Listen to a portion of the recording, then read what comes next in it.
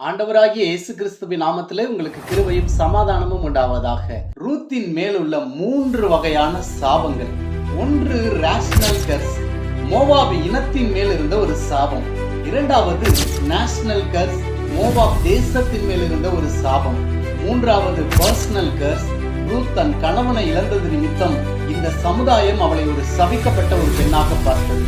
ரூத்தின் புஸ்தகத்திலே 4 அதிகாரங்களும் 85 வசனங்களும் இருக்கிறது. ரூத் என்றால் சிநேகிதி என்ற அர்த்தம். ஆதியாகமம் 19:37 வாசிக்கும் பொழுது லோத்தின் மகள்கள் மூலியமாய் இனத்தின் மேலே ஒரு சாபத்தை நாம் வாசிக்க முடிகிறது. இஸ்ரவேலை சுற்றி அநேக இனங்கள் இருந்தது, மக்கள்கள் இருந்தார்கள். எகிப்தியர்கள் இருந்தார்கள், சீரியர்கள் இருந்தார்கள், அசீரியர்கள் இருந்தார்கள், பெலிஸ்தியர்கள் இருந்தார்கள். ஆனாலும் இந்த மோவாப் இனமும் அம்மோனிய இனமும் அவர்கள் சபிக்கப்பட்ட ஒரு இனம் என்று வேதம் சொல்லுகிறது. இந்த அம்மோனியனும் மோவாபியனும் லோத்தின் 2 பிள்ளைகள் மூலியமாய் வந்த இனம். மாத்திரமல்ல, இவைகள் 10ஆம் தலைமுறை வரைக்கும் சபைக்கு உட்படுதல் ஆகாது என்று வாசிக்கிறோம். 7 என்பது தெய்வீக பூரணத்தை குறிக்கிறது, 10 என்பது மனித பூரணத்தை குறிக்கிறதா இருக்கிறது. என்னாகமத்தின் புஸ்தகம் 22வது அதிகாரம் 1 முதல் 6 வசனங்களை வாசிக்கும் பொழுது மோவாப் தேசத்தினுடைய அரசன் பாலாக் பீலையாம் என்கிற தீர்க்கதரிசியை கூப்பிட்டு இஸ்ரவேலை சபிக்க சொல்கிறதை குறித்து வாசிக்கிறோம். ஆதியாகமம் 12வது அதிகாரம் 3வது வசனம் நாம் அனைவரும் அறிந்ததே.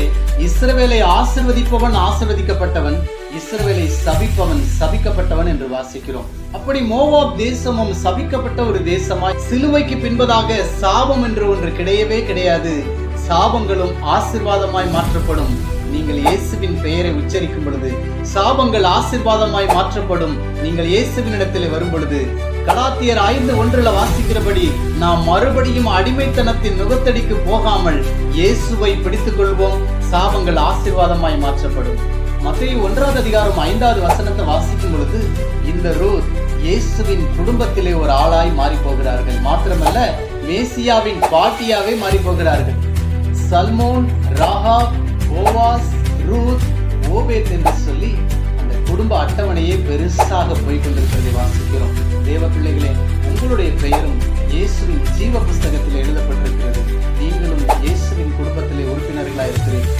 யார் ஒருவர் அர்ப்பணிக்கிறார்களோ, கர்த்தருடைய எல்லைக்குள்ளே வருகிறார்களோ, கர்த்தருடைய நிழலுக்குட்பட்டவர்களா இருக்கிறார்களோ, கர்த்தருடைய கிருபைக்குட்பட்டவர்களா இருக்கிறார்களோ, இயேசுவின் ரத்தத்துக்குள்ளே இருக்கிறார்களோ, யார் ஒருவர் கிறிஸ்துவுக்குள்ளே இருக்கிறார்களோ அவர்களுக்கு நிறைவான பலன் உண்டு. இஸ்ரவேலின் தேவனாகிய கர்த்தருடைய செட்டைகளின் கீழே அடைக்கலமாய் வந்த உனக்கு அவரால் நிறைவான பலன் உண்டு.